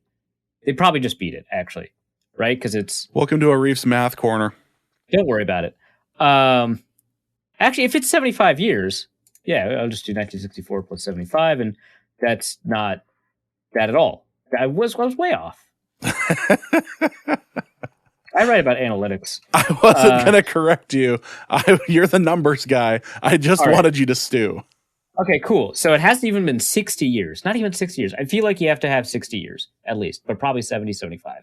So either since the league's founding, or 60 years, or a story. That's the third thing. Because the Mayo Football Club, County Mayo, I don't know, had like a great story that I dismissed out of hand, but then I learned more about, and now the story is great again, right? The Curse of the Bambino. Great story, right? The Billy Goat Curse? What do you call that? Yes. The Cubs Curse. Okay, cool. Well, that's the name? Billy Goat Curse? Yes. Okay, dope. Great name, first of all. Second, decent story. Actually, the more I learned about the story, the less I liked it. But the fact that they tried to beat it by like bringing in goats into the stadium, very funny. That adds on to it. Unless there's like a story besides they haven't won, it's like an okay curse. That's more snake bit. It's more of like a snake bite, less of a curse. Yeah, exactly. So I need a supernatural force that makes no sense, right? Like in 1964, the captain of the Melbourne Demons dropped a cat out of a 14-story building, And on the way down, the cat turned to him and spoke in English, "Your team shall never win again." And then flipped over and landed on its paws because it's a cat. Later, this captain was arrested for mescaline and like that sort of thing. Like, okay, right, yeah, fair, yeah. So like something like that, or they were caught up in this grand scandal, like they were caught shipping pirated DVDs from Indonesia or something like that. Like I just need a scandal or a curse or something. But this is just, they haven't won. This is just like saying Liverpool had a curse because they hadn't for the longest time won a premiership since the founding of the Premier League until like 2 years ago or something like that. And that's not a curse. That's just like, like what, the Golden Gophers are cursed because they last won a championship in 1964? Same year, I think, right? Well, let's go to Eddie Crane, who has two questions for us. Eddie Crane asks, "Who is the most prominent player that you believe the Vikings would be willing to trade for? Would be willing to trade if a reasonable offer were made right now? Does your answer change if the team starts 0-4?" Like right now, as we're 0-2, I would say the most prominent player that they would trade for at 0-2. So they do genuinely believe they can make a run. Is the issue with this question? So. Wyatt Davis would be a good one based off of the previous question and answer. Alexander Madison. Like, I don't think they trade someone that they think is like important, right? Cam Dantzler would be a fun one. Trade him at the top of his trade value after he had 16 good snaps. And I think that's it because they really believe they can contend right now. So I think those are your answers. I'm willing to entertain another one, but it hasn't popped up in my head yet. But when they're 0-4, I don't think that they would trade Harrison Smith or Eric Hendricks, honestly. And they would not essentially be able to trade Anthony Barr, right? Because even if Barr plays the next 2 games, the fact that it got leaked that he has like tendonitis in his knees or something like that, and he's only got like a year left on his contract, would make him very difficult to trade. But otherwise, he would be a pretty good option, right, for a Super Bowl bound team. Especially like I don't know what Willie Gay's future in Kansas City is because he got hurt, but I don't know if it's like a long-term IR thing, but there's some opportunities. Obviously not Hunter, probably not Wanham or Weatherly. I don't think any team would take them. Maybe Sheldon Richardson if they're 0-4. That's a 1-year contract too, so it wouldn't be for very much. The best answer is Kirk Cousins after 0-4. But like, who would take that cap hit? Yeah, like who feels like they can contend? Texans. 4 games into the season, but they don't actually have a roster anymore, right? Like, well, no, they're this year's major league team, yes, right. So I don't like if Tua is actually out for longer than we thought. Maybe the Dolphins because that's a pretty decent roster, but I don't feel like contenders, right? It would be the 49ers, but they drafted a safety, so. They're fine. Okay, so I guess the funniest outcome, we did see a bunch of quarterback injuries, but I guess they weren't as long lasting as we thought. The funniest outcome would be like the Rams, not that I want Stafford to get hurt or anything like that, but like somebody gets hurt like week 4 and the Vikings are like, oh, we can help you out with that. Oh man, that sucks. That's bad. How would you like a Pro Bowl quarterback who can throw for 4,000 yards? That seems like the best answer. Yeah, well, I mean, just look at the Colts. Oh, yeah. I mean, their defense is not as good as it should be. But yeah, actually. The Colts are probably, they could just make the playoffs with the strength of their division. They just have to be the only team in the division with a quarterback. Yes. That doesn't seem like too hard. Let's go to Arif's beekeeping corner. Because Eddie Crane asks, the final honey harvest of the year is always a little tricky. I usually find a fair amount of uncapped honey in my frames when the nectar flow is over, as much as 1 to 2 gallons. This means the bees may not have finished curing it. Therefore, the moisture content is potentially higher than it should be. While still very tasty, the watered-down honey is at risk for spoilage over time. Unfortunately, it's also not a good idea to just leave the uncured honey behind, as it can add dangerous levels of humidity to the hives over the winter. I lost at least half a gallon of uncured honey due to spoilage last year. What should I do differently this time? So normally I look up beekeeper advice so that I can get a more complete view of the various opinions in the beekeeping community, and I can expand my knowledge that I already have about beekeeping. This time, I'm just going to kind of shoot from the hip a little bit and say buy a dehydrator and just pour the honey into a wide, shallow pan, put it into a dehydrator and dehydrate it. Because like honey, as soon as it like crystallizes, will last forever. So that's unless cured honey has like a chemical composition change, in which case I've got nothing. Can you buy bee enzymes? Is that how they would do it? You just buy some enzymes and like pour, like, because you could buy enzymes for food, right? Usually for food manufacturers, but like still, you could buy enzymes. But like, I don't know, bee enzyme, that's got to be a weird order to place to somebody who's not in the beekeeping community. I feel like this just flies in the face of what the beekeeping corner is supposed to mean. This is supposed to be like real advice based on, you know, forums that are questionable in their terminology. Questionable advice, questionable politics. Exactly. While this whole thing is supposed to be a bit questionable, I think you may have gone too far here. Nick Howard asks, inquiring minds would like to know what kind of wedding gift you got for Dawn in Ohio.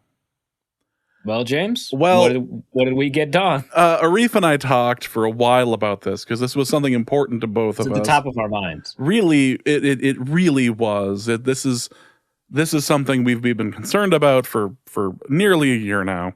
Even before they had announced that they were engaged, and it was just like, Dawn, just do it.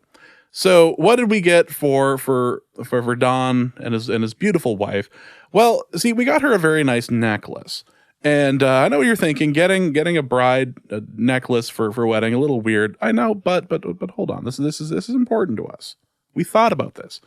And what we did was we got a small piece of charcoal attached to the necklace, but made sure that it was encased in lucite because she's a big fan of charcoal. So we wanted to make sure that the charcoal wasn't something that was going to like disappear and go away. But in the same way in Iron Man, when he has the thing that said, proof that Tony Stark has a heart, we just put something down, this is, Dawn from Ohio's heart. On the lucite so that she can carry that with her because Dawn Dawn wants her to be happy. Dawn clearly has heart of charcoal. That's what his actual, that's what his essence should be. He's just ignoring it. He just wants to cook outside with an oven. So that's what we did. We went out and got a very nice lucite charcoal necklace with Dawn's heart written on it. It worked for us, I felt. Speaking of which, Don from Ohio asks, this morning a local told me to get rid of bad luck, we can sacrifice something. Who or what should we sacrifice to finally get rid of the Vikings curse? Since Arif is dead, why is the only legitimate answer all of James's grills and cooking apparatus? Apparati? I think it's apparati. Shame on you, Don. Yeah, shame on you for having the word wrong on your honeymoon. Yeah, I can't believe that. I mean, like, if you can't commit to spelling, how can you make a commitment to your wife? Boy, I'm not finish that sentence. I'm not going to touch that at all. That's I can do many things in this life. This is not. No, I'm not. Things I can touch, not that. I was dying halfway through the sentence. I was like, Arif, don't do it. Nope, too far. All right. Anyway, I feel like I am the sacrifice, right? Like I can't. That's got to be part of it, right? If the Vikings go on a Super Bowl run and win immediately, like I will credit the comic as to why this had to happen. Like this comic will become legend at that point. Like your comic self would be the sacrifice. Yeah. I feel strongly about that. Yeah, I think that you know how like in Cabin in the Woods, it didn't matter if the people that were you've seen it, right? I know Don has seen it. Yes. It didn't matter, spoiler alert, it didn't matter if the people trapped in the, I guess, simulation actually fit the roles that they were assigned to. And it didn't even matter in some cases if like the fool died, right? It just had to matter that it kind of looked like that, right? That it kind of fit the appearance of it, right? That it fulfilled the ritual, right? That the sacrifice had to just be kind of for appearances, which is obviously like this really rot metaphor for the movie viewing audience. Which, like, fine, whatever. It was a great movie. I feel like the comic fulfills that goal. I think that whatever idiot gods have decided to curse an American football team are probably not that concerned about, like, details, right? Like, if you're gods that have lasted through eternities and multiverses, like a 61-year-old American football franchise on Earth feels like pretty small potatoes. I would not be checking my receipts, right? I would not be poring over the details, checking the terms and conditions. I think the comic will fulfill the goals, is what I'm saying. You know, Don, you could just get rid of all those cursed amulets you have sitting around the house. Come on, James. I feel like that would be a wise. You're asking a lot. Well, between that and the tiki god that he probably found on the beach, that I feel like this is a good time to just start throwing things into a volcano. Just putting that out there. All right, that is going to be it for this episode of Norse Code. Hope you guys enjoyed it. We will be back next week to talk about hopefully the victory over the Seahawks. Arif, let's plug some stuff, including the end of Arif Week. Yeah, so the great thing about Arif Week, which is the only good thing about Arif Week, is the Lavender Rights Project charity that we've been raising funds for I want to say 5 years now, which is great because that's essentially when they started, right? So their birthday, I believe, is going to be the day that most people listen to this, which is the 24th. So it might be the final day to be able to actually have matching funds when you donate. And so the way to do that would be, and we're going to include a link to donate in the show notes again, and so forth. So the link I'm going to say out loud is not going to be your last chance to be able to find it. But so I'm going to provide the link and I'm going to explain what it is. I'll provide the link again. So it's tinyurl.com, right? It's one of those link shorteners. tinyurl.com/LRPBday21. And so what they do is they provide legal services. They provide name change services. They provide legal clinics. They are engaged in community building efforts in the Seattle-Tacoma area for trans and non-binary people. They've got a particular focus on serving the Black and Indigenous gender diverse communities because within that underserved community, there is a particularly underserviced community of Black and Indigenous folk. So the Black Trans Task Force, which is in offshoots as part of the Lavender Rights Project, is hoping to build housing, which will be income adjusted. No one will ever pay more than 30% of their income. Housing for people of color, and particularly Black and Indigenous trans people who have difficulty finding housing. So I think that that's really phenomenal stuff. So that, again, is through the Lavender Rights Project. And the matching is that they'll do a 50% match for a total of $2,500. The individual donations will have a maximum match amount of $10. So a $20 donation will give you $10. A $40 donation will also get a $10 match. So we want to get as many people involved as possible. Please donate to the Lavender Rights Project. They do really fantastic work. I've talked to a couple of them, the development director, their previous executive director. They're really fantastic what they do. And they really care a lot about these issues. And so they've been doing a great job using the funds that we've been able to raise for them in the past to grow enormously as an organization and expand the reach and out and growth. So that again is tinyurl.com/LRPBday21. And you'll be able to hit those matching funds. So the last I checked, which is about 26 hours before this recording, we'd already raised over $2,000. So that's really fantastic, I think. So please do that. Really big fan of that. Other plugs for stuff not related to that. You can find me at The Athletic, theathletic.com/author/Arif-Hassan.